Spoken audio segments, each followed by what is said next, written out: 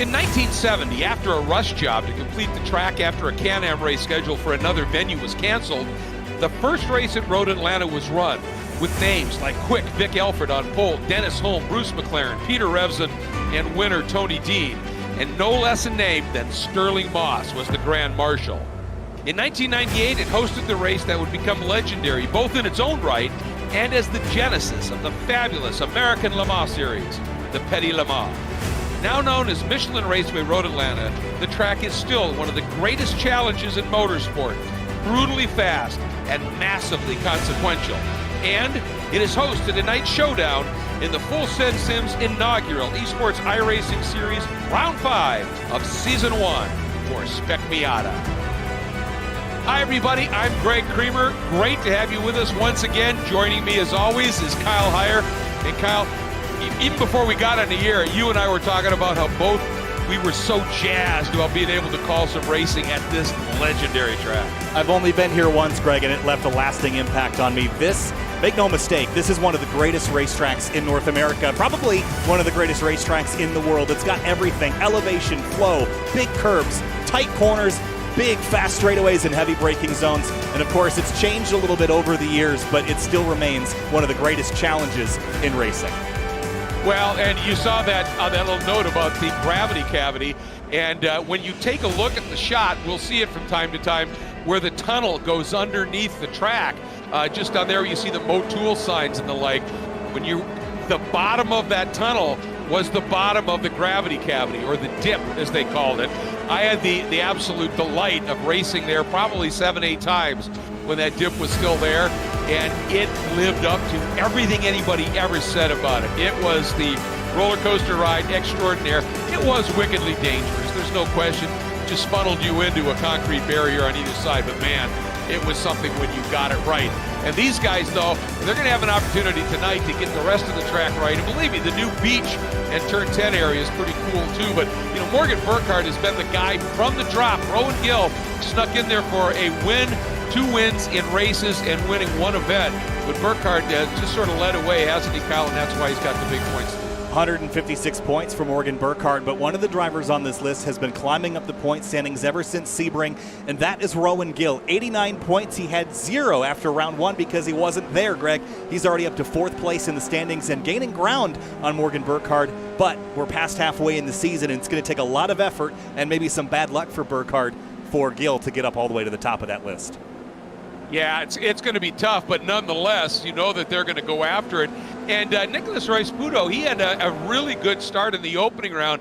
Then he struggled just a little bit and has dropped a little bit in terms of where he was capable of the points. And Beans Forster is just always there. He and Skip Rock in particular are always just hovering around that top 5, aren't they? They really are. So we'll keep an eye on this. It's shifted and shuffled a little bit. Court Schmidt had some probably results he'd like to improve on last week at Barber Motorsports Park, so he's going to try to move up from 9th. He's got Caleb Patry just 3 points ahead of him. Caleb's another driver on the move in terms of the point standings, and Skip Rock Jr. as well climbing up the order.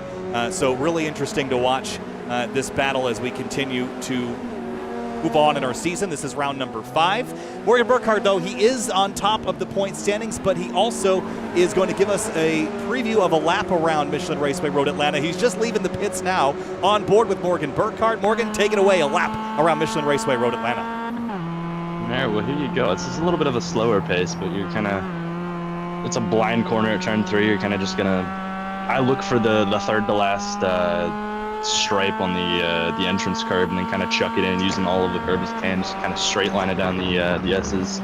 Through turns 5, it's cold tires, but using all of the curbs just to force feed the car rotation, as I like to call it. Use all the track that you can, kind of bounce it over everything just to get it to rotate right in between the 2 lines. Going into turn 6, flows the speed, really sacrifice the entry to get the exit down a long back straight coming out of turn 7. So I purposely brake early coming into turn 6 to maintain a run coming out of turn 7, because it's the most important corner on the track and it's the best passing opportunity going into 10A.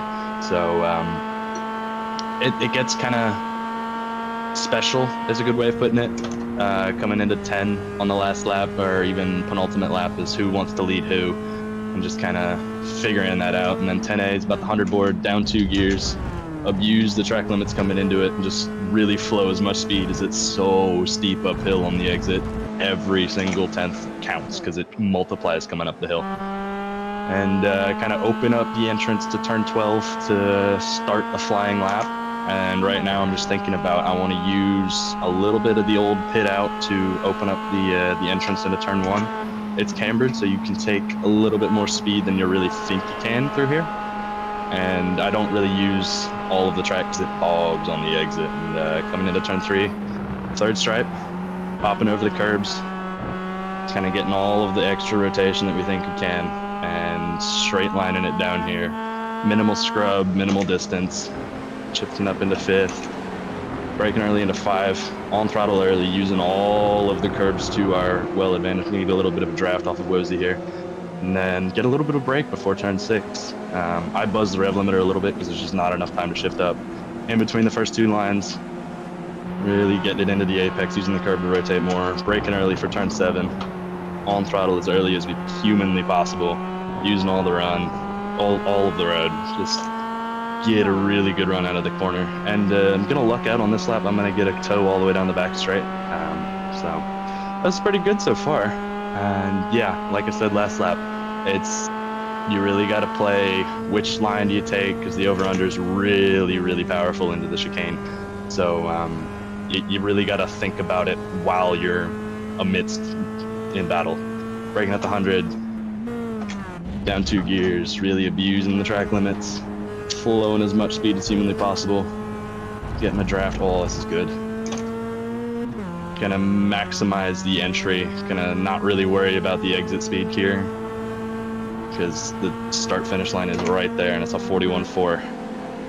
Well, to the top of the board again. You already were there, Morgan, but you're going to best your lap by about, I don't know, 0.7 of a second or so to P1 again. Morgan, thanks for that, taking us through a couple laps, and we'll let you get back to work.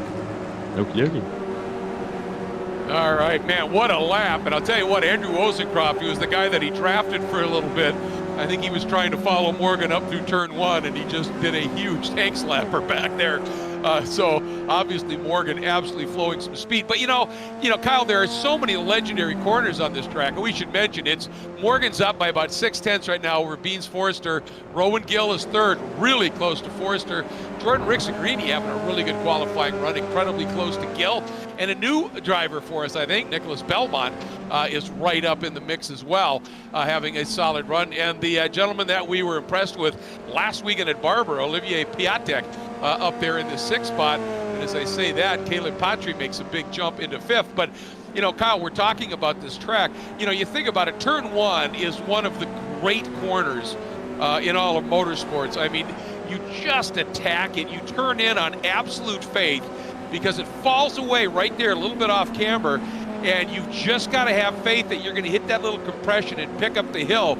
So the rotation you get turning in is going to be nulled as you catch that hill, and you can just run it up the top. And then you've got, some other great corners. You've got the S's, the amazing run down through the S's. I mean, look at this. It's tough. To look at this and understand that there could be anywhere else that has this and it catches somebody out in the background there. It is on a knife edge all the way down through here. Turn 5 right here, hugely critical, because you onto one of the longer straight sections between 5 and 6.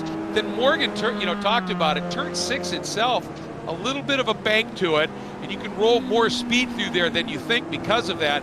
But you've got to employ the slow in, fast out of turn 7.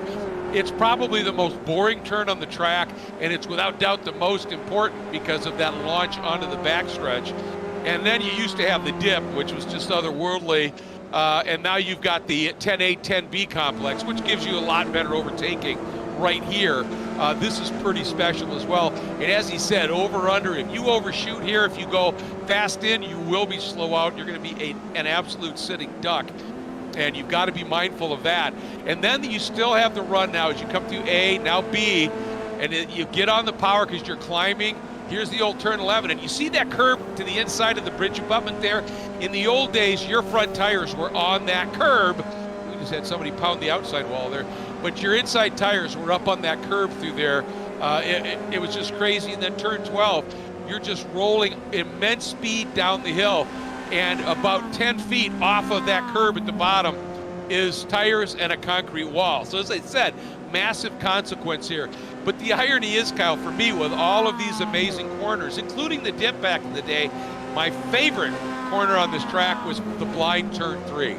It was full commitment, pitch it in there, and use the exit curb to help rotate the car. God, it was fun. And it's still fun. It's changed a little bit over the years, and now there's a gnarly curb there that kind of prevents you from getting as much error as you'd maybe like without breaking some things. But here in iRacing, the scan is circa 2010, so fair game. It is, and it was just brilliant in that era, and it just really allowed you, like I said, you could eat all that curb, and the back end would start to rotate around, and as you got to the exit curb out of 3, so drivers left, as soon as you'd feel your car, just those rear tires just start to touch that curb, you just unwind the wheel a little bit, and then you just wrap around that next corner. Here's what I'm talking about. As you come up in here, you just climb all over that curb, and that exit curb right there, back in the day, if you got it right, that was what you'd use to help rotate you. It was just an absolute thrill. And Gill has trimmed it down just a little bit and has moved now to within about a half second of Burkhardt. Still a big margin, but look at Beans Forster, only 21 1/1000ths off of Gill right now. So Morgan's got things covered, but the battle for the next 2 rows is on. We have a lot of battling inside the 142 range, 2nd through 9th, all in that 1 second range. Gill half a second off of Burkhardt, but then it's just 21 thousandths to Forster. About 2/10 back to Skip Brock Jr., 1/10 to Rick Zingrini, then 74 thousandths to Patry, 6 thousandths to Belmont. It is very, very close up inside the top 10, Greg. And again, this racetrack with that long back straightaway lends itself to a little bit of slipstreaming here, especially in an MX-5 platform, and that means that 10A, 10B complex is going to be the most important one of all for the drivers tonight. Yeah, seriously. And the interesting thing for me was Burkhardt, Morgan, when he was calling that lap, and he said, boy, am I going to benefit here from a tow, as he came out of 7. And you could see how far up the road those 2 cars were that he still was able to get the tow from. And then he had to negotiate getting through one of the cars he was getting the tow from down through turn 12, but executed it perfectly. And I mean, boom, just throw up a huge number. So as you said, this tow is massive. When I was announcing here back in the 90s, look at that, eating that curb. And then here's that exit point you're talking about. You get right to that curb, and you use, as soon as your back tires hit that, you just straighten the wheel a little bit, and it just helps you rotate around this curb. Just absolutely beautiful line by Morgan there. And I used to call the race trucks back in the 90s down that backstretch. And I mean, the bump drafts they would do back there, you could hear them. They would just hit so hard. It was incredible stuff. So this place is special. It's so fast, Kyle, and very little of it is straight. Even the run from 7 down to 10, there's always this little bend and shift. Coming out of 5, there's that little shift. About the only spot that really seems straight is from 12 into 1. And so traffic, you've got to be patient, but if you're patient in traffic, you can lose a lot of time. But it's better to lose time than wreck. And this is a track that requires extraordinary focus and discipline. And you certainly can crash here. There's a lot of places where you can find yourself in the tire bundles. You mentioned turn 12 earlier. Yeah, you got about 3 feet of grass, and then it's gravel and tire bundles. Turn 1, if you drop a tire off at the curb on driver's left, it's a long ride, but it'll take you straight to concrete. And same thing in the S's. It's really one line through there. If you get side by side, you better really trust the guy next to you, because if you touch, you're both going in the wall. Well, exactly. And you're transitioning side to side so much at this track, but all of those transitions are coming at significant speed. I mean, these S's are really quick. And, so if you just overshoot it a little bit, you're in the middle, that weight transfers and then transfers the wrong way, you're going to have a rough ride. And, especially if there's that little bit of contact, it's really difficult to recover from things here because, with the exception of turn 7, where it's a fairly flat, relatively straightforward corner that you just have to be patient entering and get it really squared up and rotated to get the power. The rest of this track, you're always loaded and you're doing it at speed. and that means if you get it just a little bit wrong, it's big consequence because you're going so fast. Another name I noticed on the leaderboard this week that's new, at least not to any kind of road racing or anything, but new to us here at the FSS Esports League, Greg Ginsburg, who is on the voice of the SCCA's Super Tour streams this season and does a lot of radio work with the SCCA as well. Greg is always in an Oreo car on the iRacing service, and I love it. Looks to be the same tonight. Well, I look down right now in 24th, and in the number 25, it's Jose de las Casas, and they just had last weekend there the opening of the new version of the FARA Championship Series, the Formula and Auto Racing Association, down in Homestead. And Jose, one of the new principals of that series, along with David Tuati. And they had a really nice crowd show up, some awesome racing. So great to see Jose out here and racing. I know he loves this this iRacing series too. But it looks like qualifying's in the books, and Burkhardt on pole again. So we've got 2 races tonight. They're both going to be about 15 laps, Greg, and we're gridding the first of those 2. Going to be exciting. We know that run to turn 1 is always critical. The first lap, though, as Morgan mentioned, on cold tires is going to be challenging because this place does not have any paved runoff. If you, with the exception of turn 5, if you step outside of the bounds, you can go off track and lose a lot of spots in the early going.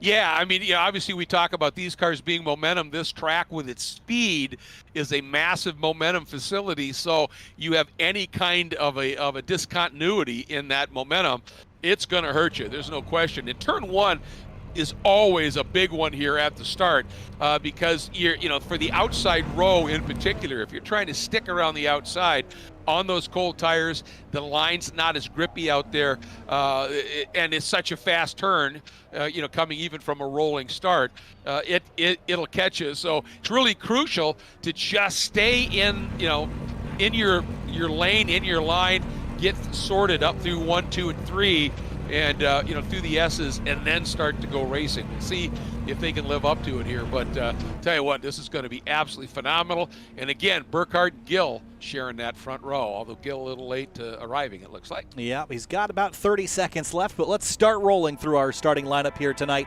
On row number 1, Greg, it's going to be Morgan Burkhardt in the number 40 and Rowan Gill in that 174, assuming he gets to the grid in time to go racing. Boy, they put on some duels this year. Starting in the 3rd spot, Benjamin Beans Forster, the number 23, and Skip Rock Jr. in the 32. They too have had some fabulous races. Row 3, Caleb Patry, the 998, moving up in the points, moving up in the qualifying order. P5, Jordan Rick-Singrini starts alongside him in the 108 in 6th.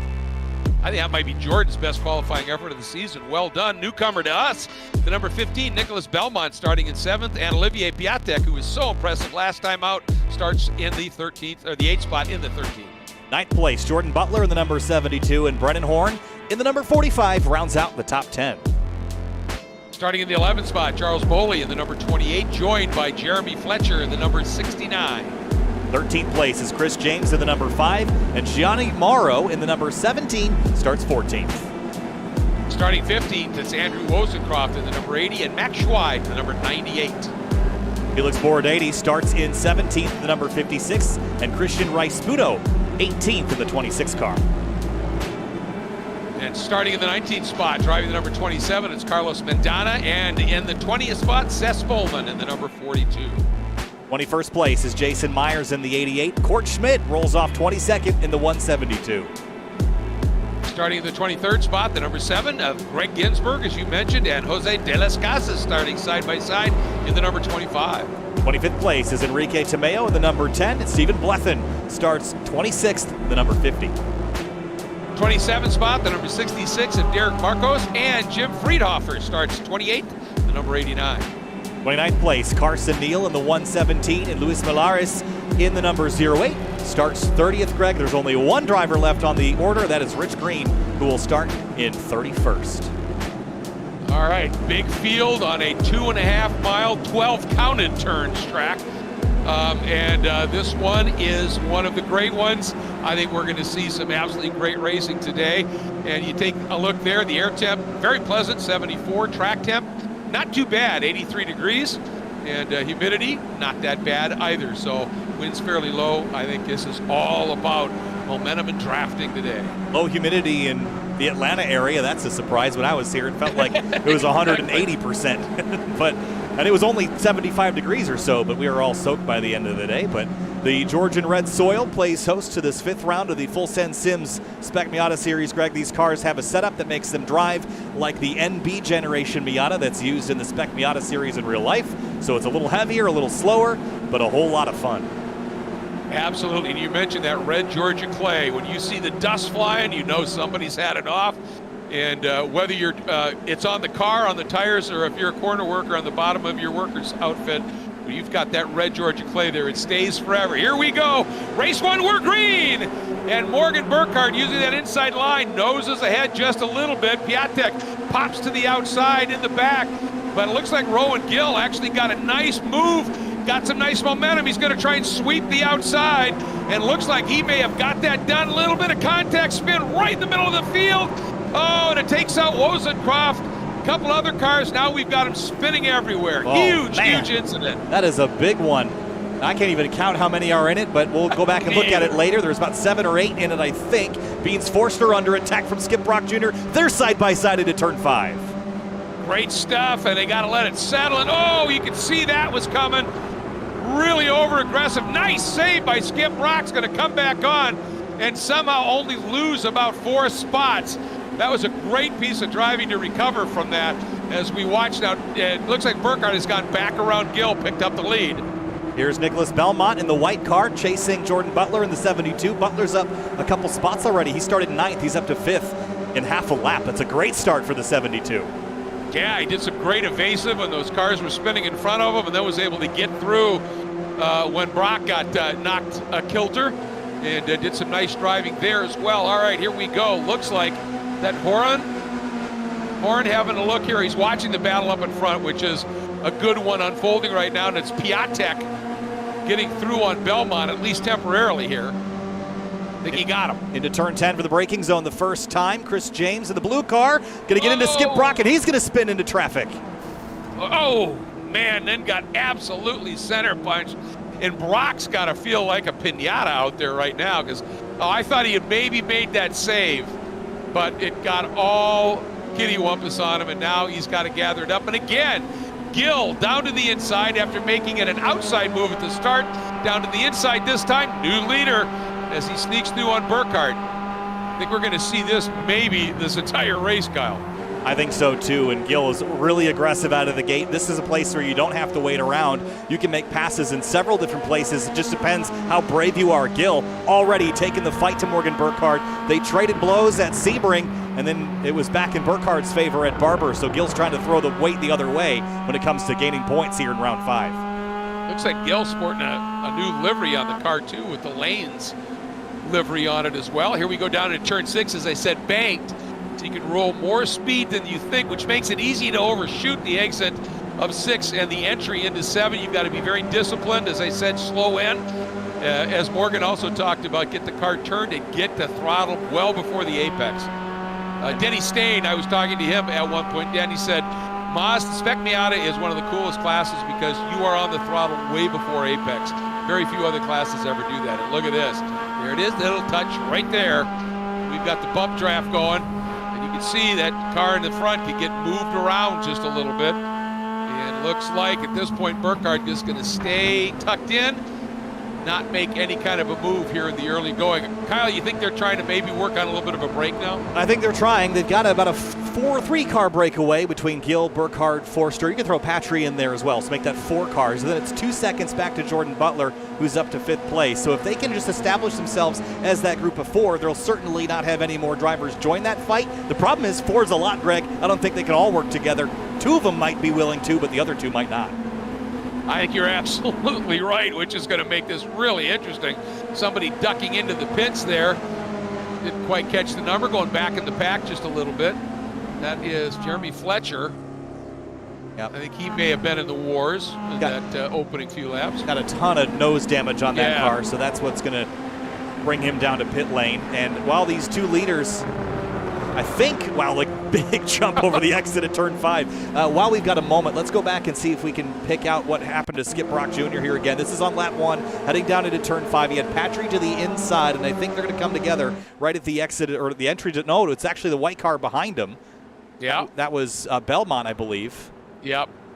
And that's what got. And that was the first thing for Skip Brock. And then the second one was Chris James in the 5. Yeah.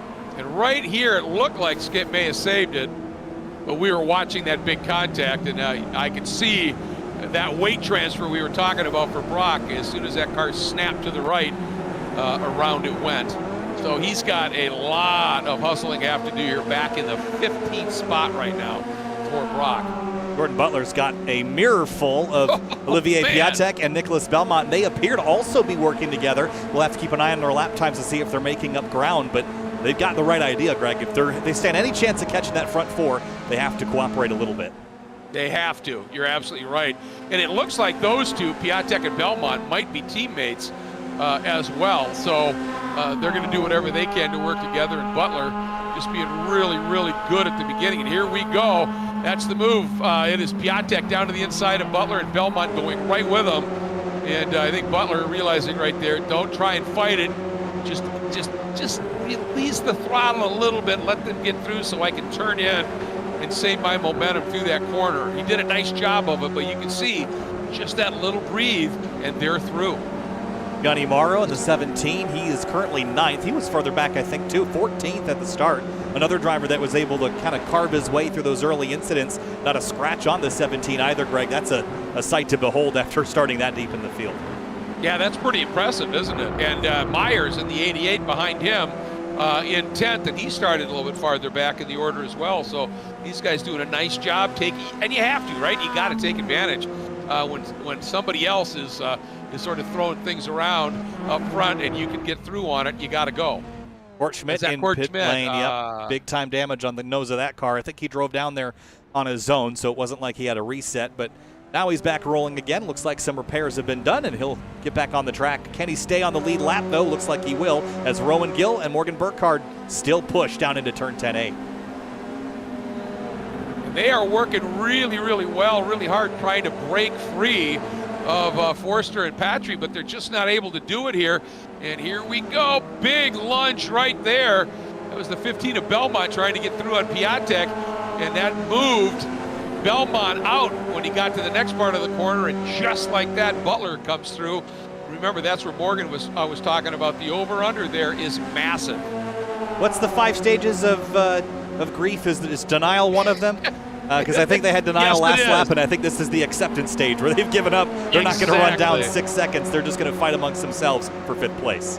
Yep, yeah, you're absolutely right. And I think denial is the first one. And, then you start working through the process, and you're right. They have done exactly that. But just look at, this group of 4 now, nobody fighting, nobody racing each other. And then you look at Piatek, Butler, and Belmont, and the constant swapping they're doing. That's cost them 6 seconds to this lead group. That's how much momentum affects you here at this track. It's been one of the raciest tracks we've seen all season, Greg. People are able to do that swapping back and forth. Remember, we're carrying about 250 kilograms in this car to make it drive like the Spec Miatas we're representing. So that weight heats up the tires and makes things hard to keep close in at least a couple of the rounds so far. But right now, we're having none of that problem. 17 minutes to go and still lots of battles happening. Yeah, and a few of these corners are pretty long duration too. You think about 12, think about 1, 6, 7. You're really pasting those left side tires a little bit here. So you've just got to be a little bit mindful of that. And I'll tell you what, Beans Forster now, he has broken away, as I was about to say, broken away from Patry and joined that group of 3. And Patry, that wasn't just the accordion under braking. He closed up a few car lengths under braking. They're really aggressive on the brakes down into the beach. One of the things that Morgan Burkhardt touched on in his qualifying laps that we rode on board with him was track limits in turn 10. He doesn't mean the exit, he means the apexes, because here on iRacing, you can get right up on those inside apex curbs and drag sandy soil back onto the racetrack. You can actually see it collecting here. If we go to this shot, you can see all the dirt collecting on the racing line, and that happens because drivers are cutting that inside apex, as Greg Ginsburg spins around and tags Wozencroft as well. Boy, Andrews had a rough run. been involved in a couple of things completely not of his doing. And yeah, there's Ginsburg in the Oreo car.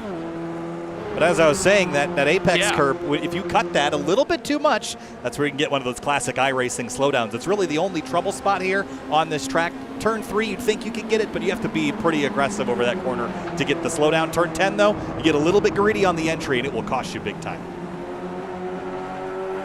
Yeah, I mean, it absolutely will. It's so easy to overrun 10B, and it's such a crucial corner to get out of because you're pretty much flat out of 10B, and it's that climb uphill then all the way down through 12, all the way to 1. 1's almost flat.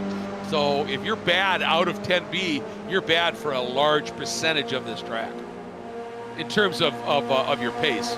Just watch the centers of these cars when they get down to 10A, how much they're going to hang out over the curbs on the inside. Watch Burkhardt here. Well, that time wasn't that bad, but in qualifying, he got really the center of that car over the inside edge of the curb, and that's basically the limit here in iRacing, and that's when you got left sides in the dirt. But some other battles happening. Stephen Blethyn in the 50, and he started all the way back in 26th. He's made up 13 spots, and he's now battling Skip Brock Jr. for 12th. Yeah, and I think Skip just was able to sneak through on him, and we know Skip's got some good speed, and Blethyn showing really well today. Obviously, you know, worked his way through all of that carnage up in turn 1 and 2, but has been able to maintain that pace and stay right up there, well ensconced into that top 15. And even further back than that, 22nd place, Derek Marcos in the 66, and Enrique Tamayo. This is for 22nd place, and Tamayo's got a big run into 10A. See if he's able to make it work. Nope, decides to tuck back in. Oh, Oh, man, he just got in a little too hot there and did a nice job of not trying to turn in and collecting the other car. Just said, I'll run wide, and that was good. And unfortunately, the number 22 limping toward pit lane right now. That is Rich Green. He's got some serious issues going on. cracked out wide at the top of 10B and spun out and caught the concrete, holding up the bridge over there. Yeah. Bring him down to pit lane. And back to this battle, which continues to be good. Jordan Butler all over the back of Nick Belmont. Take a look back from Nick's car as Olivier Piatek has actually opened up just well, not much of a margin now that I think about it. But some. You can see him up there. Watching Butler here, trying to figure a way through. Yep. Beats climbing to just about 116 there with Belmont and Jordan Butler. And that's about terminal velocity in these cars for what we've seen this season. But that's still cooking when you have to slow it all down at the end. And it's a slow corner, 10A is. You really have to get down to about third gear in these cars. But it's low third gear, maybe even second with how much weight we're carrying around here. But it's a lot of downshifting, a lot of braking, and you have to get it just right. These cars, you have to heel toe as well. Yeah, this is old school. This is the way racing should be. You know, I've often called that heel toe. Whoop! A little bit of a wide run there by Beans. That's going to cost him just a little bit. He'd worked so hard to get to the back of Gillen Burkhardt, and just that little bit of a run off like that has cost him. You can see, you know, that margin, and that's what we're talking about here. He's almost off into the dirt coming out of 5. He is pushing really hard right now, Kyle. Turn 3 is an area where you can gain a lot of time, but it's another one of those places that if you make a mistake exiting 3, it's going to hurt you all the way down through and out of turn 5 even. It's just such a rhythmic racetrack, and there's not that many places that you can stop the bleeding once you make a mistake. Turn 7 especially, we talked about how critical that corner is. I don't think we could overstate how critical turn 7 is, especially for cars that don't have a lot of power. If you get out of that corner a mile an hour slower than the guy behind you, you're going to feel that all the way to turn 10A. And it's a long straightaway. I think one of the longest in the country, Greg. It's going to compete with Road America's backstretch and maybe the front straight at Brainerd, but this is a big, big straightaway. Yeah, it is. It winds and bends, but it is absolutely flat out. And, back in the day, we were talking about that dip. You know, you'd fall into that dip, and the speeds when you get to the bottom with the compression were just ridiculous. And then you'd flow those up to under 11. Now you've got to get rid of all that speed, but it gives a great overtaking area, which in the past this track, prior to that change, was a little bit difficult to overtake on. So they've worked it through, and Beans has now been able to gather things back up, close back in on Gillen Burkhardt, and Patry has dropped off just about 3 car lengths here, up to 2, and here's 3. And what a great shot. By the way, that dip you keep referring to, it has one of the coolest names that I'd ever heard used in a nickname context for a racetrack area, and it was called the Gravity Cavity. Yep. You can't make a cooler name than that for something on a racetrack. You can, and it was quite literally about as apropos as it gets, because, you know, as you would crest 9, you could feel yourself inside the car as well as the car get a little light. And, you know, that wasn't an abrupt drop off a 9, but you could feel it. But man, when you hit that compression in the bottom, that car would just squat, your body would press into the seats like you were coming back in from an Apollo flight for a landing, and then you would pop up over the top up at 11, and the car would spring loose as you got up over turn 11, and everything in your body, every core was telling you, Jesus, lift, you know. And what you had to do was actually squeeze the throttle to get the back to plant just a little bit. It was something else. Morgan, a remarkable piece of racing, and new leader. Yep. Well, maybe. Here comes Gill back to the inside, right against the inside grass through turn 11. That was wild stuff. Now side by side through 12. This is going to be really dicey on exit. And where does Forster go? And he goes with Morgan Burkhardt. And now you're going to see Gill. He's going to be a little bit trapped here. But look at him just out deep him down into 1. What a nice piece of driving by Gill. And some lap traffic on the horizon as well in an area that's tricky to deal with it. That's in the S's. Dumping curbs through 3, and Morgan Burkhardt tucks back in line behind Rowan Gill. It's like he never went anywhere, but they spent half a lap side by side. There's so much that unfolds here, and then, and if you're not paying attention, it's like, oh yeah, nothing's changed. Oh yeah, it did. And I'll tell you, for Patry, he tried to stay the outside line all the way through turn 1, thinking he might be able to do something into turn 2. It didn't work, and here we go, Burkhardt showing the nose again, and Patry had a bad angle as a result into 3, and you can see where he sits now. He's lost a lot of ground, and that wasn't because of the lap car. 8.5 minutes to go, working lap 10 of approximately 15. I think it's game on from Morgan Burkhardt's perspective. They have thrown a 7-second gap back to Olivier Piatek, so it's just going to be between these 3, maybe those 4. Here comes Morgan again to the inside, and this is where Rowan Gill's going to get all that practice playing defense. Yeah, absolutely. And I think one of the reasons that we're seeing this kind of aggression by Burkhardt down into turn 10, where there's still a lot of time to go, is he sees traffic in front of him, and he would much rather, I think, be leading through traffic. But look at Gill saying, not going to happen that easy, my friend, and floated lots of speed through there and was able to defend. But, as Morgan said, generally it's not up until the last couple laps that you want to maybe think about going for the lead in 10. The one caveat to that is if you see a group of traffic, sometimes you'd much rather lead into traffic. Through turn 1 at 95 miles an hour cornering speed. That's crazy, especially if you miscalculate it just by a little bit, you're going to go wide. And I would encourage Morgan. I know he might be doing this, luring Rowan into thinking he's going to make a move that he won't later, but the right-hand side going into turn 10A, I've always found that if you can get overlap there and manage to keep it through 10A, you have the inside run at 10B, and then the inside crucially for 11 and 12. But maybe Morgan is teaching Rowan to defend drivers left, and maybe he'll fake him out on the last lap and do something different. I mean, that absolutely could be. And, the only thing, whenever you try the outside pass, obviously, you've got to have an awful lot of confidence. Oh, this might be a move where Burkhardt pinned Gill to the inside a little bit, gets a better drive out, didn't have anywhere to really go with it.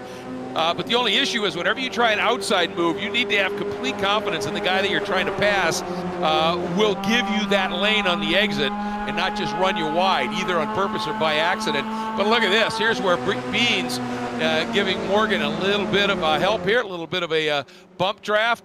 And are they both going to be able to clear Gill, or is he going to stay with it here and try and get back down to the inside of Beans? I don't think he wants to lose touch with Burkhardt. Oh, man. Oh, look at that. He's going all the way down to the inside, almost tried for the full lead.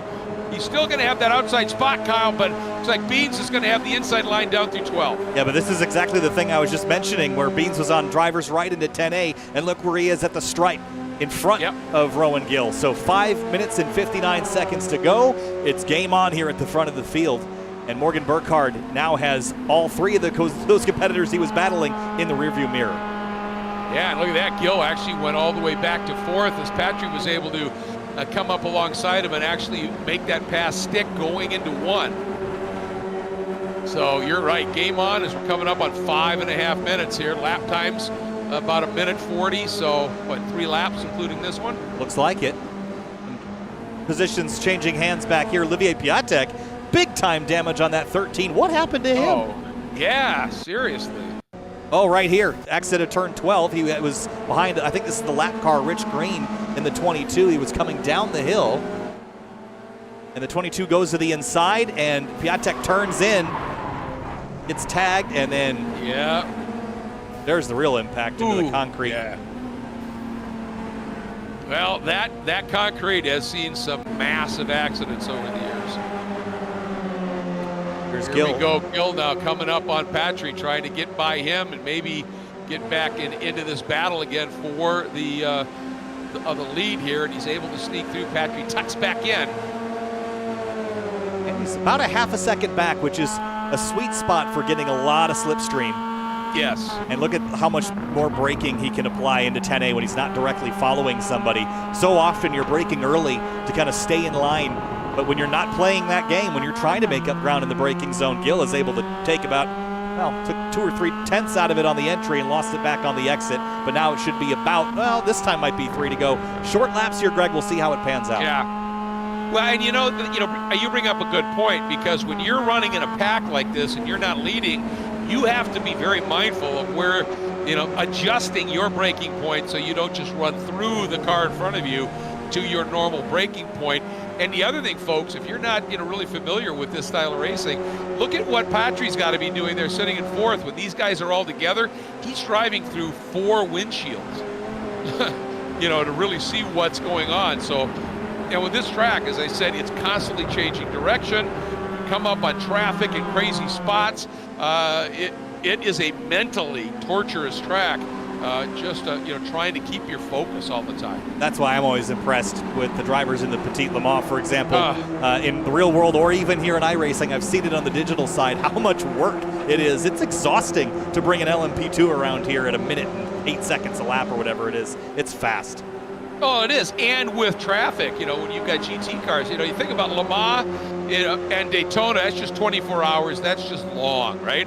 Sebring is physically brutal because of the pounding, but there is no race in the world, save maybe the Bathurst 12 hours, I'll give you that credit, where the mental fatigue is such as it is at the Petit Le Mans, and that is down to the track. Oh, late move on the brakes. Gill able to get it done, or does he? No. He had that car skating around, and you can see the momentum loss. And up to the inside comes Patry, and Patry thought about forcing his way through and then realized that could be not a good result here. Watch this. Patry with this big run, and watch Gill just kind of comes over to cover, and Patry can't squeeze it down. He put 2 right sides in the grass. He tried, but there just wasn't space. Not there, not yet. Yeah, he wanted that. But then look what that now has done for Burkhardt. Just those little exchanges, boom, 3 car lengths. And they're running out of time. Next time by will be white flag. So, and Gill knows it. That's why he's being aggressive here with Beans, because Beans hasn't been able to keep pace with Morgan like Gill kept pace with Morgan earlier. Maybe because Beans has been fighting off Gill, but this is really important. And Gill's got to take it. They're in the gravel at the exit of 5.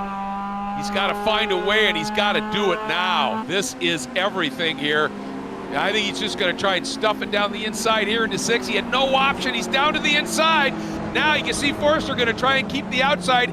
Watch now as Gill straight lines to the apex. There's the touch. That runs Forster just off into the grass. There's the wiggle, and here comes Patry. 3 abreast, exit is 7. And this really is going to give, look at that, Burkhardt is now essentially gone. So we've got ourselves, unless Burkhardt gets really tortured by traffic, it's a battle for 2nd and 3rd right now. And what a move by Patry, reading that situation, Kyle. Well, Gill had to try something, and he tried it. It's just not going to work very well, because now he's tangled up with these other 2 drivers, and they have no shot at running Morgan down without a little bit of help from traffic. And now, they're going to bang doors here into turn 10. I think there might be some frustrations coming to a head here as well. I think so. I think certainly Beans probably figured that was kind of aggressive. Is that a black flag flying? That is a white flag in the shade. Oh, wow. Okay.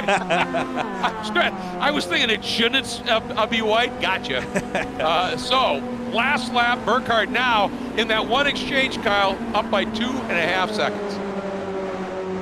And he is effectively gone. Caleb Patry, teammate, slots into second. Then it's Gill and Forster that are battling in 10.7 back to Nicholas Belmont. One driver that we didn't touch on yet, we touched on in the points, but he didn't make it here tonight, is Nicholas Rice-Spudo. He's watching, Greg, but wasn't able to make it here tonight. A little bit of scrambling back here. Skip Brock Jr., Jason Myers banging bumpers, and other chaos happening here as we come to the white flag.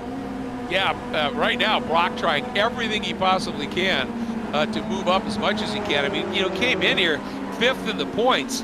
And so, this is going to hurt him just a little bit, and he's trying to make up any bit of ground he possibly can. And he really got pinballed early in this one, so good effort for him coming back. Up front, you can just see Burkhardt way up the road, then Patrick Gill on board with Beans as last lap. What's going to happen down into 10A on this one? Gill driving right down the middle of the road saying, make your choice. Now he moves over to the right a little bit. Oh, they touch. Here, they touch. They actually had a little bit of a run on Patry, and that may have cost them both just a little bit here. Look at Gill, the car dancing, trying down to the inside. There's a touch. Patry goes around. Gill is off track. And back on, but he's going to have to slow down. Cutting the track there at 10B, and here comes Forster on the outside. And to the checkered flag, Burkhardt takes the win, but drama for a second at the stripe. Forster gets Gill by 57 thousandths of a second. Incredibly close, and then Patry, because of the contact, ends up coming through back in the 6th spot. Now, do you think that Gill might be moved back a little bit more? And a touch there! That was Skip Brock. Myers just got into the back of him. You can see Myers' car doing exactly what Gill's car was doing in the braking zone when the front end was just hunting under braking, and he couldn't get it squared up and turned and just ticked into the back. And that's going to give the number 80 here an opportunity. He's down a ways, but going to see what he can do. Car's off in the grass. Woo! What a finish. Yeah, I was going to say, woo. Yeah, I would not want to be the stewards tonight, I can tell you that. No. Now, Gill's time for now seems to stand. I think any time corrections, and that is what happens, Greg, if you finish the race with an active slowdown penalty, it will translate into a time penalty post-race, but I don't think we know that until the session is checkered completely and there's still a handful of drivers coming across the stripe. But I can tell you that it was real dramatic there just a moment ago, and we'll go back and we'll look at it here. We'll see if we can do that now, actually, as they were coming back to the stripe. And look, see the squirm? Yep. That's how hard on the brakes he was. There's the contact. Yeah, there's no way. I don't think he got away with that. So it's going to be interesting to see what happens. If he doesn't get the position corrected, it might stand, but I'd be surprised. Either way, results, Greg. Wow, race 1. Unbelievable. And Burkhardt doing what Burkhardt does. He was just in it and then saw opportunity. People started battling, and he drove off to a fairly big margin at this stage. Just a super effort by Morgan here. And, then obviously the racing behind him was just fierce. But nonetheless, a great run. We're waiting to find out about Gill, whether that's going to stand. But, I mean, everywhere, the battle at the end between Myers and Brock was absolutely fabulous at the back end of the top 10.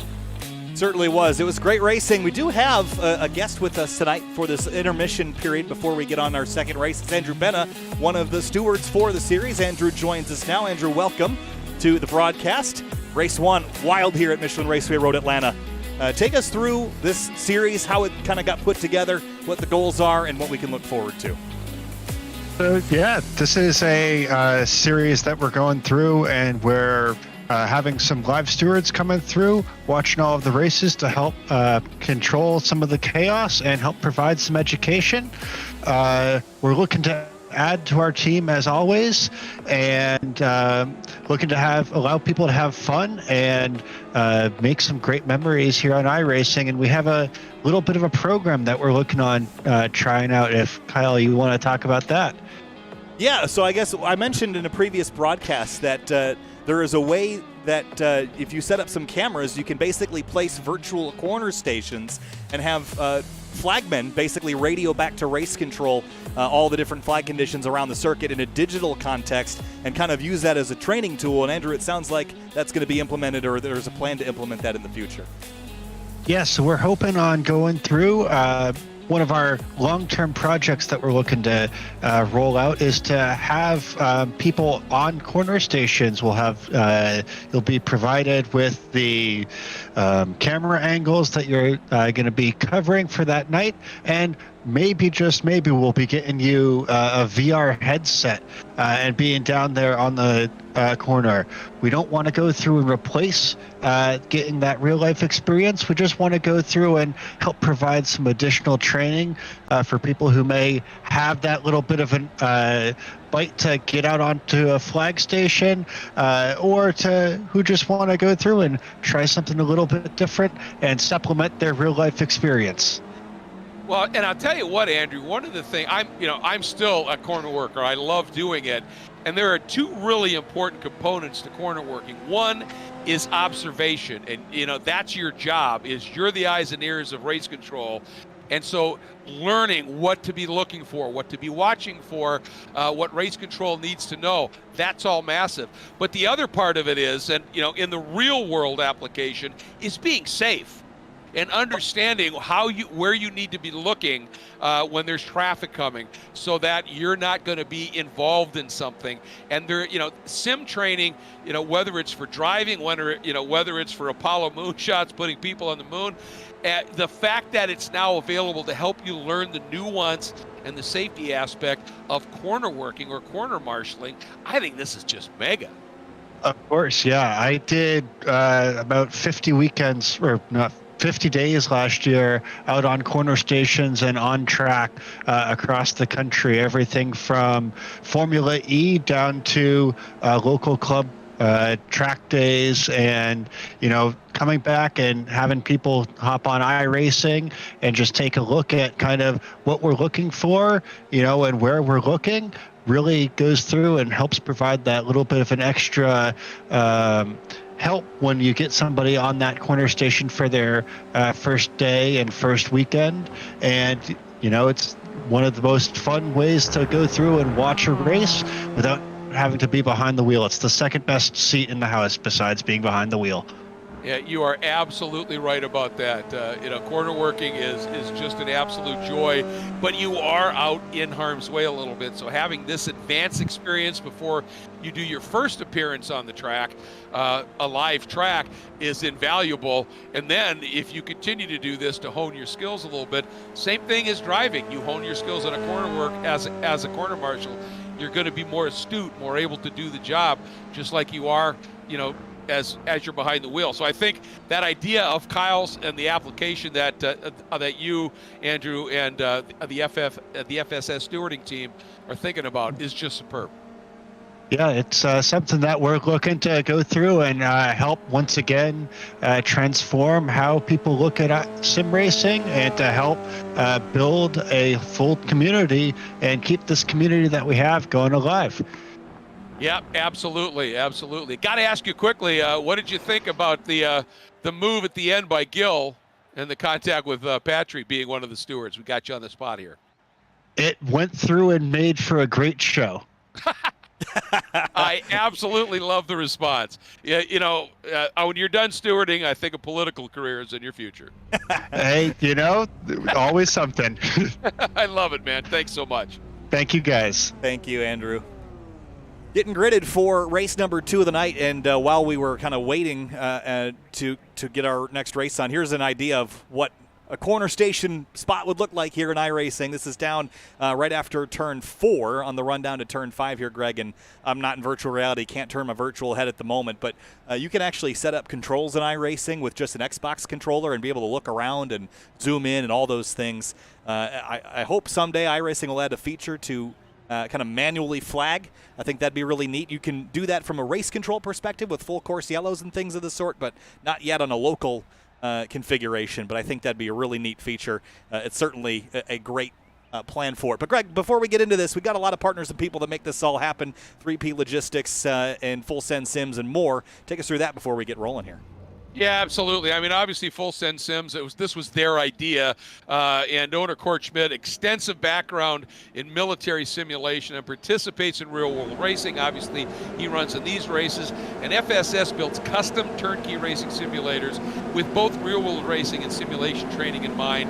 Absolutely great. 3P Logistics, owner Frank Rodriguez, they do logistical support for you, your family, your race car. They'll do everything from booking flights all the way to figure out a way to get you home, and they do tailored trackside support. Final Turn Motorsports and Rob Greenwood, full service prep shop, trackside support, dyno tuning, Miata tranny builder, and driver development from licensing to pro level racing. And remember, season awards, the top 3 at the end of each season will get trophies.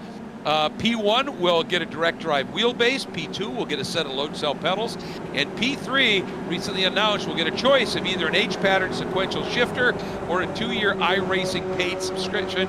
And just remember that all Full Send Sims admins and instructors are not eligible. So if you're out of the top 3, you still might have a shot at it. Now, Morgan Burkhardt joined as an instructor after the first couple of races, so he's eligible for this first season.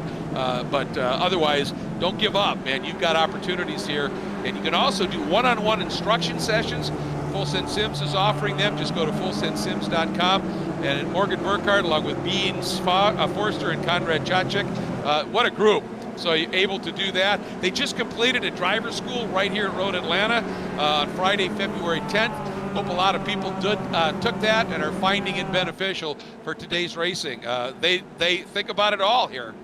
They really do. They got the whole gamut from corner workers to drivers learning their way around the racetrack to putting on a show here with the FSS Esports Spec Miata series. Awesome stuff, Greg. Thanks for getting through that. Looking at the track temp and air temp, it's roughly the same, maybe a little bit warmer on the racetrack. But, all right, race 1 out of the way. They were throwing hands there at the end a little bit between Gill and Forster and Caleb Patry. Wonder if we'll see more of the same. Caleb's going to be fighting back from 6th place, but otherwise the other 3 right at the front and ready to resume their battle. Yeah, and again, let's hope this time everybody can work their way through turn 1 and keep this clean. Beans able to start from the outside of the front row. We saw Gill take advantage of that at that first start and make it around the outside and into the early lead. Let's see what happens here. Belmont well placed as well. Again, Burkhardt looks like he gets the little bit of a jump, and there it is. Contact in the back. Those 2 cars, if they stay off to the side, we might be okay. And this is going to be interesting. Forrester trying to work the outside as they climb the hill. Not sure what's going to happen up to the top.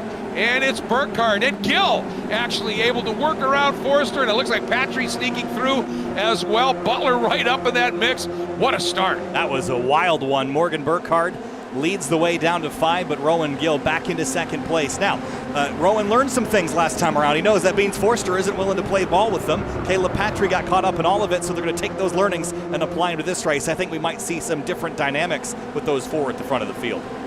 I think you're absolutely right. And Belmont has lost his partner. Remember, he and Piatek had teamed up, and Piatek well back in the order now. So, maybe Belmont and Forster will work together, but Belmont may be on a mission of his own here. And right away sticks the nose down to the inside here. That's Olivier Patek, and he realizes I've got to make up some ground here in a hurry. Tried to get underneath Morrow for 13th, didn't get it done. Big dive up there at turn 7. You can make a pass down there, but you got to be real desperate because it's going to really ruin both of your runs onto the back straightaway. So it'll open you up to losing more spots than you can gain there, and usually it's better advised just to sit behind and maybe make a run into turn 10A. But early opening moments, everybody's looking for everything they can get.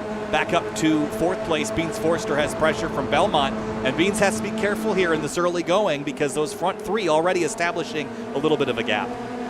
Yeah, and he's really going to want Belmont and just say, come on, bud, just get in behind me, bump draft a little bit down the long back straight.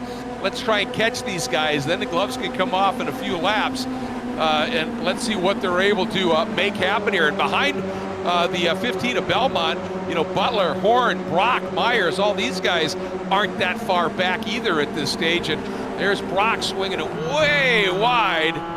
gathered it back up again, trying to get through on horn. Couldn't quite get it done. Yeah, he's looking to just redeem himself because he ended up finishing 9th in that first race, which really wasn't all that bad, but he just kept turning into the ball. Sometimes you're the bat, sometimes you're the ball. And look out, Brendan Horn almost hit a home run and almost went out of the park there at turn 5.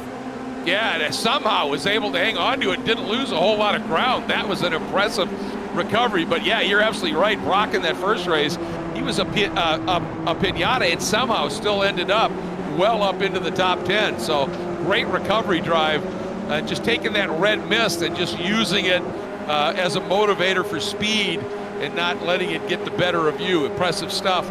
And then the 88 of Myers there in the 9th spot.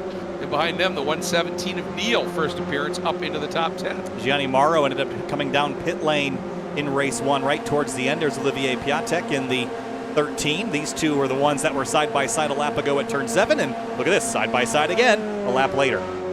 And this time, ooh, so close. Is Piatek going to be able to get through? He's got position on the inside. And it's all going to be a matter of, and Gianni says, yeah, I don't want to mess with that. And he was thinking about opening it up and then trying to come back underneath, but Piatek just flicked it beautifully and got the weight transfer to perfection from the load on the right side to the left. It got a great drive out of turn 10B and up to 11. Beautiful job there. Felix Borodati in the 56 past Carson Neal. That's a spot for 10th place in Court Schmidt. A lot of damage in race 1. Started 18th in this one. He's up to 12th. And has 2 spots ahead of him. That's top 10 position if he can get around it. Remember where he was the last couple of rounds, was running very, very well inside the top 5. Then at Barber, things went upside down. He's just trying to get some momentum back. I think that's exactly right. And the opportunity here, as he said, he's been watching, I'm sure, Borodati and Neal have been just slamming on each other. So he knows there's some potential there. But the problem is he's also got a very hungry Piatek behind him. Morrow and Friedhofer, they're all ready to get after it here as well. Actually, Friedhofer's back just a little bit. 5-car fight for 10th place, though. Look at this. Big dive. They're almost 3 wide into turn 7. Court Schmidt slams the door of the 56 as they came through 7. Drivers fighting for everything they can get. And Piatek now with a big run. Where does he go? Looks like he goes and tries to team up behind the 56 of Borodati. And this is Morrow now decides to go with Court. It's going to be interesting to see just what happens here. There's that little bump draft, and that might have been enough. As you can see, Court now starting to come up along the outside of Neal. Boy, they are 3 abreast, heading down. Oh, and there's a touch. Ooh, big hit and spin. Oh, Greg Ginsburg swerves out of the way, almost collects Carson Neal, but that car is absolutely destroyed for Carson. Just got hooked on the entry to 10A. And into the concrete he went. That will be night over, unfortunately, as we go back to this lead battle. 4 cars. Again, Burkhardt, Gill, Patry, Forster. Just pick a different order because every lap you look, they're in the same way. Well, it looks like Forster decided the best option here was just to try and open up a little bit of a margin back to Belmont. Not worry about him working with me. Just try and get to this group up front. You know, every once in a while, I've said it before, sometimes the best defense is a good offense and just drive, get after it here. And he's caught that group. Question is, will he bring Belmont with him? It's about 3 seconds behind these guys back to Brock, so it's a 5-car break right now. I know that we're about an hour and a half north of Atlanta, but it feels like we're in Daytona Beach right now. I know the 500's on Sunday, but all the drafting and slipstreaming and 3 wide we're seeing. I mean, they should just put up some more banking and cut out some of the corners and go oval racing at this stage. Well, yeah, for the effect that it's having, but oh boy, did you cut that shot beautifully, as that was Borodati getting tagged by Morrow and having to go around big time. And both of them will suffer from that one. And for the lead, Gill is all over Morgan Burkhardt, and just like last race, they're kind of playing ball now. It was, I think, about 8-9 minutes to go that Morgan started advancing on Rowan Gill. We'll see if Rowan plays the same game this time. And it was positions changed, obviously, because Gill, you led early, then Burkhardt went to the front, then Gill got back to the front, and I wonder if Gill is now saying he's going to try and play the Burkhardt card. And look at this, as Olivier Piatek sneaks underneath Schmidt, picks up that 10th spot as we hop back on with Court. But whether Gill is just going to play the waiting game and just do everything he can to try and keep Patry behind him. Remember, Burkhardt and Patry are teammates. And that will be helpful because your teammate might not resist passing you, but he certainly will help you to get, wow, where am I going with that? To help you not get passed by other people. It's basically, it's not a guarantee that he's not going to beat you, but it certainly helps to have someone that is willing to keep everyone else play rear gunner for you in some instance. But Patry, he's got the guns pointed forward right now, trying to get Gil behind him. Yeah, it's always nice to have that wingman, that helps you and obviously believes full-heartedly that if the time comes, you'll be there to help him. And if you've got that kind of relationship, pays big dividends. Here's this crucial corner, riding on board with Patry, and you can see rolled a fair amount of speed. I'll tell you what, though, Morgan Burkhardt is magic through 7, isn't he? And it's a critical corner. We talked about it earlier. If you can be great through 7 and everyone else is just good, you can basically delay their slingshot pass on you, and that's pretty critical because if you're at that threshold of 3/4 of a second where you're just outside of the range where they can make a move on you by 10A, and you can just get that extra little bit in 7, you're going to prevent that pass, and that's critical for Burkhardt. Well, I do remember, folks, that this is a spec series, and in this case, and a big move here by Patry. This is going to upset Gil's apple cart a little bit here. See if Gil's going to stay with him around the outside. Nope, just tucks back in.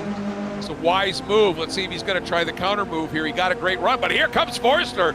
He got that big draft, and believe me, they're going fast enough through 12. You get a toe. Oof. Wow. Oh, he slid so close across the rear bumper of Rowan Gill at, I think, Mach 2. And there was a little bit of a sound bubble burst there as he slid across the rear bumper. That was close. I wouldn't be surprised to see a couple scratches in that Mazda Speed in the back of Gil's bumper if you look close. Man, that was incredible. But look what all of this has done. Guess who's right with him again? Belmont. And he's a wild card. Sitting there in 5th. He's a wild card because he wasn't there in race 1, and now you throw that extra variable into the equation, and now who knows what this is going to look like with these 5 battling. Yeah, and he's got pace, and look at this. Gil, it just seems to maybe have gotten off his rhythm a little bit. Forster coming up, thinking about an outside move into 6, couldn't get it done there. And Gil rolling throttle here, and Patry up front, opening it up. He's just chasing Burkhardt.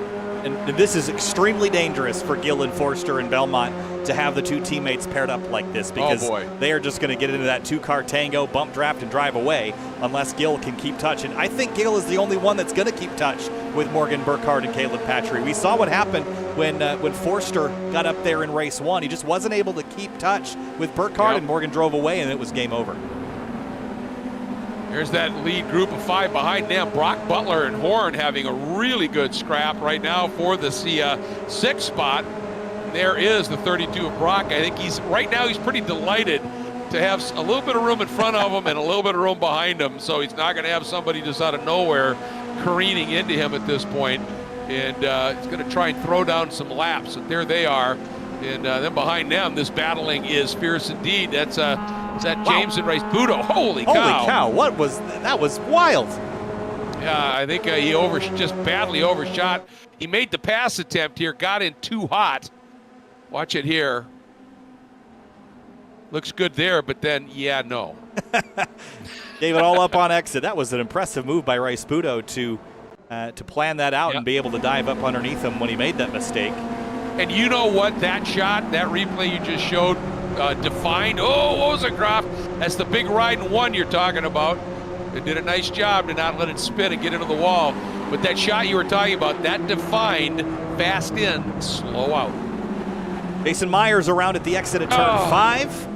And he was in the top 10 when that happened. There's some more drivers that I thought they were turned around, but I guess they were in pit lane. Let's have a look at what happened to the 88 here. And I'm going to imagine this is just tracking out wide at the exit of 5 a little bit too far. That's typically what we see happen here. Oh, right on entry. Yep.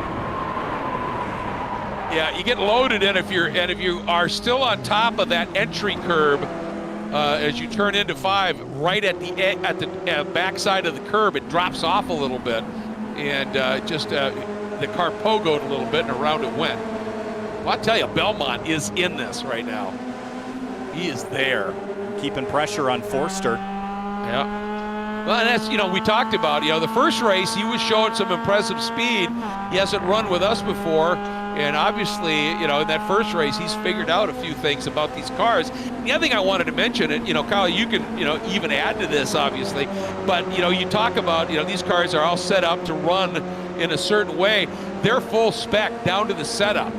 And so everything on these cars is equal. So getting back to Burkhardt getting out of turn 7, if he gets out of there 1 to 2 miles an hour better than the guys behind him, he carries that margin for a while because the guys behind him don't have extra power. And they're at that deficit. Eventually they'll make up, that by the toe. But as you said, if you're a little closer, you might be able to make the pass. But when he gets out of that turn 7 as well as he does, it really makes that pass into 10 pretty difficult sometimes. It does. The only thing that you can adjust on these cars is the brake bias. It's the only thing that iRacing will let you adjust on a fixed setup. Can't adjust, really there's not really much to do on this car in the first place, if I'm being honest. From the factory, we've put some weight on it and reduced some power, but you can't really adjust spring rates or anything of the sort. Those are stock, but you can adjust brake bias, and that might help you in the braking zones, just putting a little bit more rear brake in it, relying a bit more on the rear of the car to slow it down. You're not going to get a rear lockup condition like you get on a non-ABS car, so I think a lot of the fast drivers will do that, as Burkhardt and Patry are so close that I think they're starting to hurt their own pace a little bit, and Gill is right back here, and we're almost to game time here with 11 and a half minutes to go. Yeah, and again, Burkhardt got that run out of 7. It wasn't as much, and so Patry actually caught the toe and had some good speed. And if they weren't teammates, Patry may have tried to just duck down the inside. But since it was a teammate up front, I think he recognized, no, it's better for us to just run line astern here and try and open things up a little bit. But Gill is showing an absolute tenacity here, saying it happened last time. I'm not letting these guys get away. They've opened up a half-second gap back to Beans Forster, and Gill sees that gap behind him, and this is a time to go, I think, because you have at least one opportunity to try a pass that isn't going to work without losing third. Because if Forster's right there, you try to make a move and you can't get it, you're probably going to lose a spot to Forster. So while that gap is there, try to at least move up into second. You don't have to get Burkhardt yet, but put yourself back between Patry and Burkhardt, and you eliminate that advantage of them being teammates nose to tail. Yeah, I was just thinking that, exactly is, take the risk and try and slot through, split those two guys up, because as you said, you're not really going to be under attack from the back. And that might be what he's doing, because again, Burkhardt got out of 7 incredibly well. Patry didn't get the run, and now here you go. Gill's got the toe, and it's all going to be about car placement here. You can see Forster there in the back. All right, Gill showing the nose. Does he have any kind of an overlap? We've seen him be diabolical on the brakes. That car just starts dancing when he's got that nose pinned. He's through. Can he hang on to it now and not get past on the exit? Beautiful job by Gill. He's got to still survive 12 here. We're on by with Patry, and it looks like he's going to be able to make this one work. And guess what? Got a lap car up in front as well.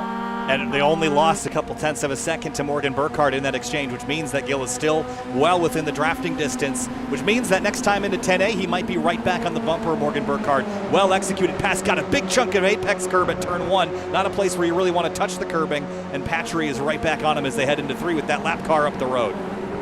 Yeah, when you get that apex curb at 1, you can see how it unsettles the car, and you've just got to sort of put everything on pause for a second. And this is where you can lose huge time. You get caught in the S's here up behind a car that's not on your pace, and it can really cost you time. We've talked about that in terms of as Burkhardt is able to slip through now in the Petit Le Mans. When you're in a fast prototype and you get stuck behind a GT car, it's just brutal here. And Gill, sensing a little bit of an opportunity to close things up a little bit, wanted to get that pass made and did. And that car recognizing there's a pack behind you, let's let them all through. But that's where you can lose chunks of time at this track when you get trapped down through the S's. But you still have to exercise, Kyle, a little bit of discipline, because if you just finally say, I've had enough, and you try and stuff it down the inside and you touch, both of you are wrecked as you pinball between the barriers and the S's. It's like taking the S's at VIR and turning them perpendicular to the ground. You're just heading straight downhill. Yeah. It's single file. Exactly. You can't get side by side. I recently did a league race in an LMP2 at VIR with a GT3 field also, and I learned really fast why multi-class racing doesn't happen at VIR, but it does happen here, and the S's are almost the same, provided the S's here at Road Atlanta drop a couple more stories. Yes, indeed, and no, it's a really good point, and it's one of those things that's anathema to a race car driver's patience, and you got to be willing to give up a little bit of time and not wreck, and at the same time, though, it's really difficult to do that. Here we go, up into 2, make the turn into 3, eat that curb. There's that exit curve, straightens the car out a little bit, down to the S as we go. And what a great sequence of corners. Oh, it's so fun. Gill's made up a couple tenths of a second from turn 11 all the way back to turn 5. It was 7 tenths, now it's 4, make it 5 as they exit the corner. But he's still hanging tough with Morgan Burkhardt. He's going to have about 4 laps to go next time by, and he's going to know that. He's already counting them down in his head and planning that racing chess. Where do you want to move next? It seems to me that he gets a lot more rotation, Gill does, in that car. Ooh, for the first time, Burkhardt, a little error. You can see the big dirt track he left there. So that may have hurt his exit speed a little bit. But I'm watching Gill when he turns into 3, turns into 5, even through 6, that car really, the back end comes around. So I don't know if that's just he's really got the bias back a little bit to get that back end to rotate. Not sure what's going on there, but Burkhardt's car just looks a little bit more planted. A little bit of a gain for Gill on the brakes. He's been really good on the brakes into 10.8. He's given up some time on exit, but I think the time he's gaining down there is making up for it, at least when he's trying to pass people.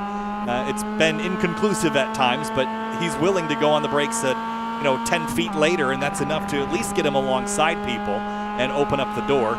Can't do that if you don't get alongside him. 6 minutes to go, and Gill is now 3 tenths back from Burkhardt. Yeah, and as we saw, that was that last lap through turn 7. Burkhardt running a little bit wide, and that gave Gill the opportunity to close in just a little bit. I thought he may have closed in a little bit more than he did, but look, Burkhardt through here. I mean, that car, it's pointy, but it's not loose. You know what I mean? And this is where I've been seeing. Watch Gill here. He turns it. Now there it wasn't so much. He used a little bit more of that curve, but I've seen that car, the back end, just stepping out quite a bit. Well, you talk about pointing, it's really just the ability for it to change direction, but all cohesively. And I think a lot of that in a car like this is to deal with weight transfer, because you can make the car point in any direction you want at any time. It's a Miata. Just add some throttle and some steering input, and it'll go wherever you ask it to. But to do that properly with the weight on the nose and not lose the rear is a real challenge. It's a simple car to drive and pretty hard to master. If it was easy for everyone to drive and easy for everyone to master, we'd have a lot more cars than 3 in this front pack right now. It's just it continues to be a challenging platform to race because there's intricacies to how you go fast, and a lot of that is to deal with weight transfer. Well, we've said it before, haven't we, Kyle? Racing is all about applied physics, and the thing is, you can weight transfer it, but if you get excess weight transfer, that can stall momentum. And so you've got to always, everything's done. Jackie Stewart used to have the bowl he'd put on the hood of a car with a ball in it, and that was the momentum circle, he called it. And you've got to always be mindful of that. You want that ball on the outside edge of that circle without going off the circle, or way down on the inside. Oh, and look at this. Burkhardt floating a little wide. Gill thought about it, but you saw him just tap the brake because he realized if he went for it, he might end up in contact there with Burkhardt. But game on here as we're under 4 minutes. Yeah, next time by will be 2 laps to go, and you saw Burkhardt track out just that little bit wide. Gill touched the brakes to stay in line behind him, but Burkhardt is a little bit behind in his steering inputs all the way from that mistake. He's not going to lose any more ground, but you saw him kind of a little bit behind where Gill was pointing the nose. Gill was ahead of him in the steering, and he was behind him on the track, and that tells you that Gill is ready to pounce. Yeah, and Morgan's clearly aware of the pressure, let's say. Boy, he gets through here. Look at that. Let's see what happens on the exit. And, he just, from apex out on this, that's one of Gill's better runs through there. But look at that. It's still 2 car lengths. I mean, Morgan, he understands. Get out of 7. that's the important one. And here comes Patry. Is he going to work with Rowan here? Is he going to push him? He will. I'm surprised by that. I would have thought that he would ditch out to the inside of Rowan Gill, go for a spot, and maybe just dispatch Rowan because he's the biggest threat to Morgan Burkhardt's lead into 10A. Gill caught Patry off guard there a little bit onto the brakes. Here they go up the hill, 10B. Let's see what kind of run Gill got. Pretty good one there out of 10B. Burkhardt, it's only a car length between the two of them here. And down through the wickedly quick turn 12, use all of the exit curb, traffic up in front, 2 to go, and there's the move by Gill. Down to the inside, stuffing it down to the inside. He's through. Burkhardt tried to stay with him on the outside, ends up floating to the curb, and look at the move underneath. Right there, Patry to the lead. That was wild. Oh! Turn 1. Gill got up on the curb to the inside of Morgan, pushed him out wide. Patry took advantage of both of them and drove to the lead.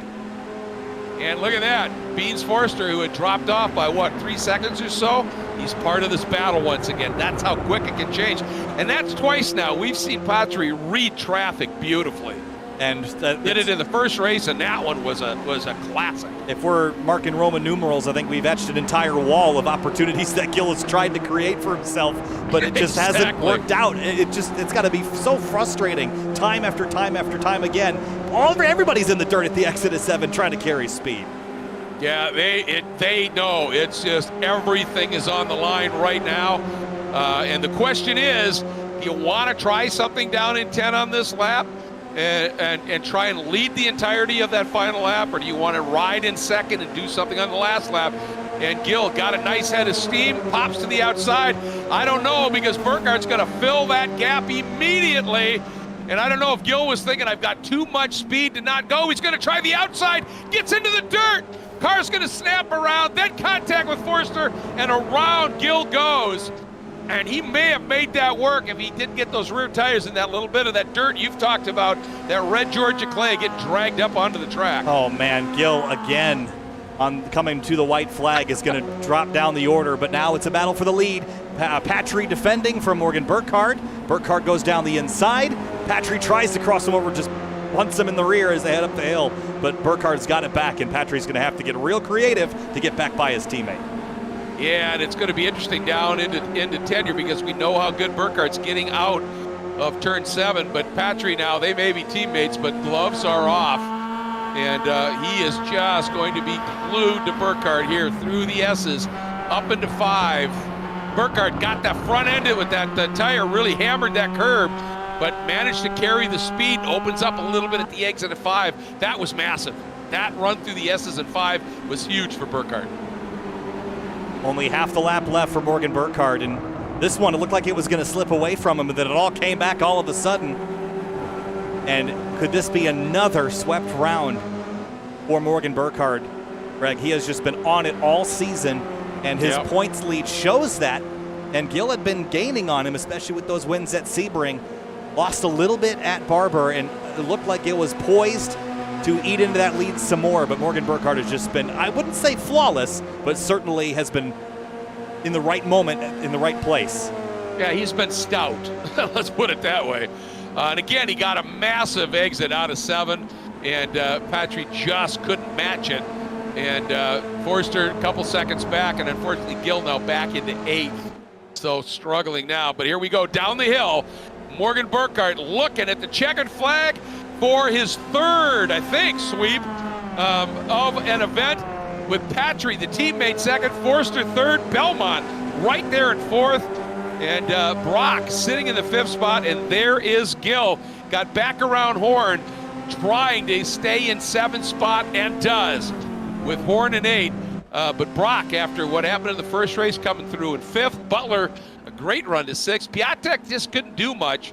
Ends up in 9th, and Court Schmidt up into the top 10. And coming back to the checkers, Jason Myers is 3 seconds back, but Schmidt hangs on for P10, Greg. Yeah, nice run. And the FSS, Full Send Sims car, comes to the line, picks up a top 10 finish. Wow, that race, another absolutely just incredible run here. And I mean, just fabulous racing, no question about that. But Burkhardt getting another weekend event sweep. I keep saying weekend here. I'll get used to that yet. Wow, just impressive stuff. Beans Forster, solid third. Belmont, he's impressive. I hope we see a lot more of him. And then Brock rounds out the top 5, Kyle. Jordan Butler brings it home in 6th. Nice solid run for the 72. Rowan Gill down in 7th again. Disappointing end to both races for the 174. Had the right idea there, just didn't play out. Brennan Horn 8th. Olivier Piatek 9th. And then Court Schmidt wraps up your top 10, Greg. And then 11 through 20.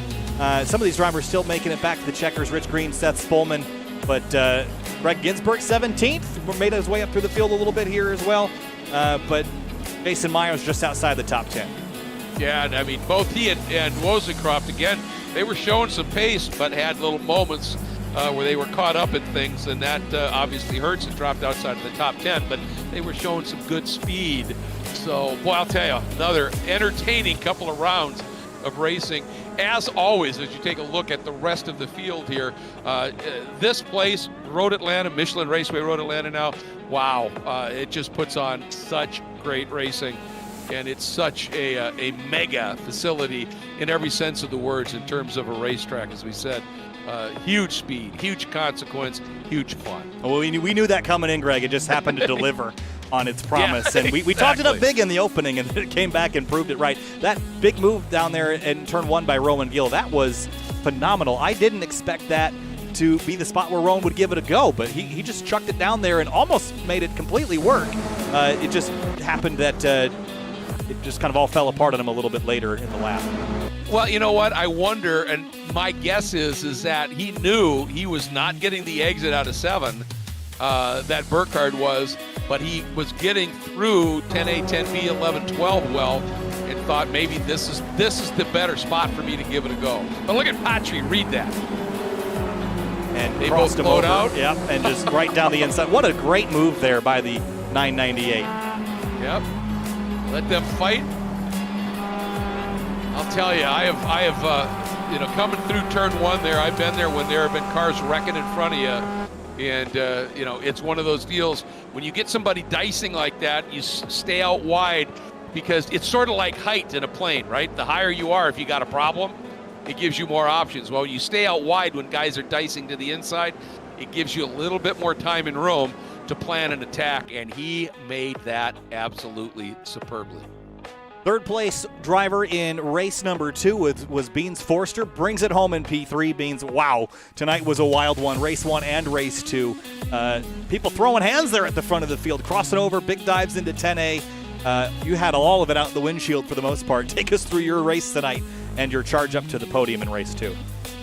Yeah, I never would have had that pace being out in the front. I think the draft definitely kind of helped me stay up with the leaders. But yeah, I just had to be super on my toes the entire race, trying to pick which moves I want to do and which ones I don't, and not destroy my front tires. Well, Beans, we were talking about that during, both of the races and into the setup, that this track, even in these cars, it's so fast and it's constantly changing directions that it's a track that requires, mental energy is just extraordinary here, isn't it?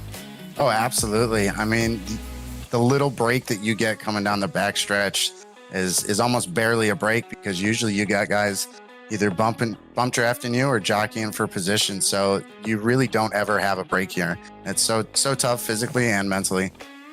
Yeah, I mean, coming out of say turn 5, and you think, okay, I got this, but then the crossover to 6, all of that's always happening. We just had a shot of you going into turn 1, and as you turn into that corner, you're just flat sliding on faith, because you know that compression and the climb's coming.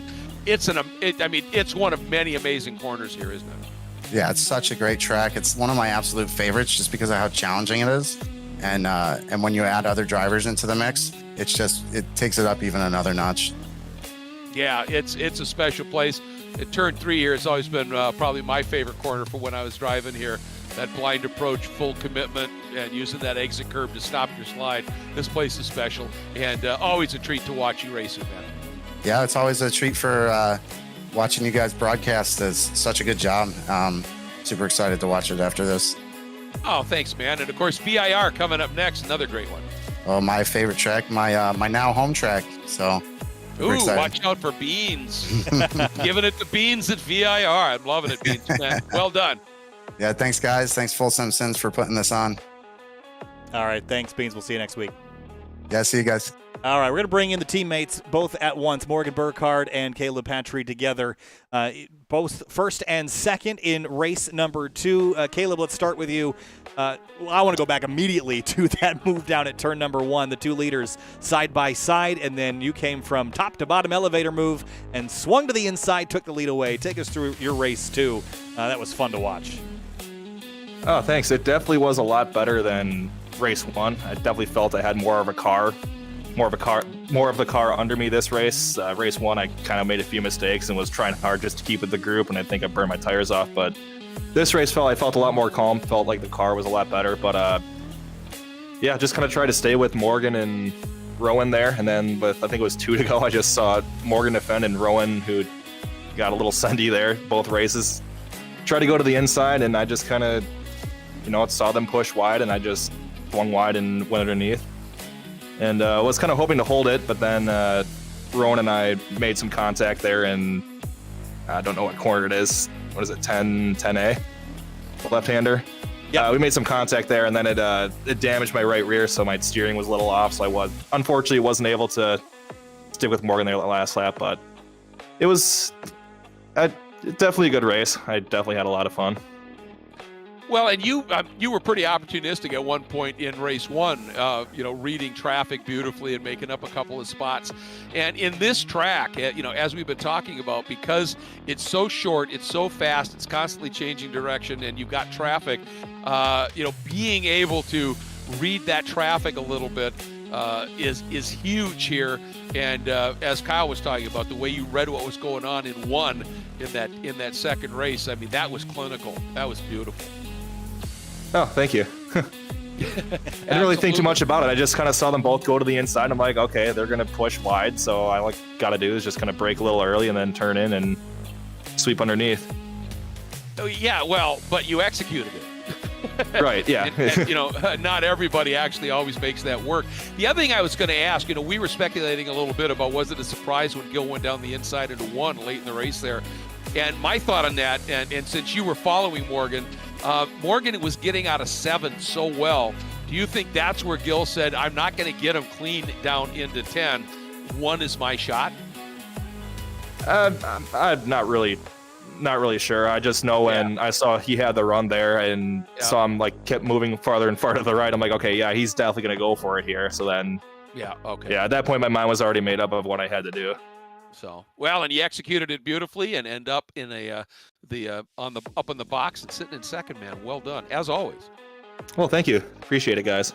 All right.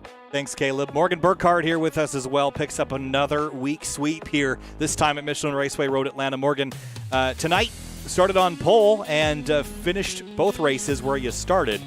Pretty wild night, though, in terms of the first race and the second race. A lot of it was in the rearview mirror, though. Take us through what you saw and how you were going to deal with Rowan there once he got by you there, or once he tried to get by you down there in turn 1 in race 2. Well, it was definitely pretty wild tonight. It was difficult. Halfway through the race, I was just like, no clue who's going to win. It could be any of us 5 or 4. I didn't even know how many were in the train. But the race 1, Rowan wanted to take the lead, so I was just like, all right, you can go lead. We'll try and bump, and I can analyze his line, where he's fast, where he's slow, and kind of just let the race work itself out, because I really don't want to be leading towards the end of it. And it ended up working out in race 1. I didn't really want to go back any farther than third. And with race 2, towards the end, I kind of led all the race, and it was really difficult because I had to go out and lead and not really let people get within 3 or 4 tenths while still saving tires.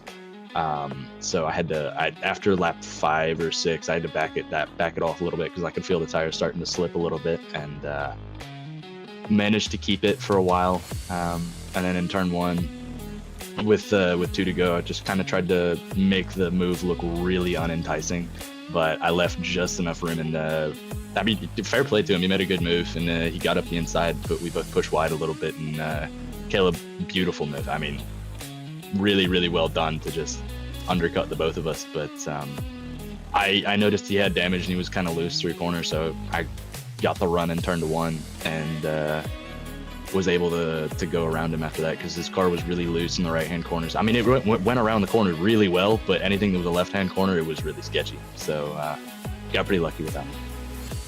Well, the other part, sometimes you make your own luck, and it seemed to me that you were the king getting out of 7. Every time we would watch you come out of 7, you'd pick up a car length or 2, if not more. It was just superb. I mean, one time maybe you ran a little bit wide through there, but I think that was to me that was maybe one of the reasons that Rowan said I got to try this move in 1, is because nobody could catch you down into 10 clean because you were getting out of 7 so well. Clearly, you understood that, and you talked about it in that qualifying lap about how crucial that rather nondescript corner actually is. Yeah, it's for sure one of the most important, or the most important corner on the track. It's something that you got to hammer and just practice it until you can't get it wrong.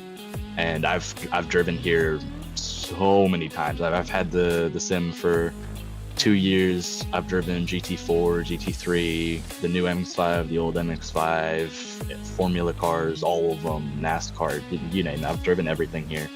And turn 7's always the most important corner, so you gotta really go slow and fast out. And if you can do that well consistently, it's so difficult to pass into 10A without really sending it. And then the pro for whoever does it the best coming out of 7 is that anybody trying to pass, if you do that lap after lap and you try that a couple times, you're gonna burn off the fronts and end up assisting the guy in the lead.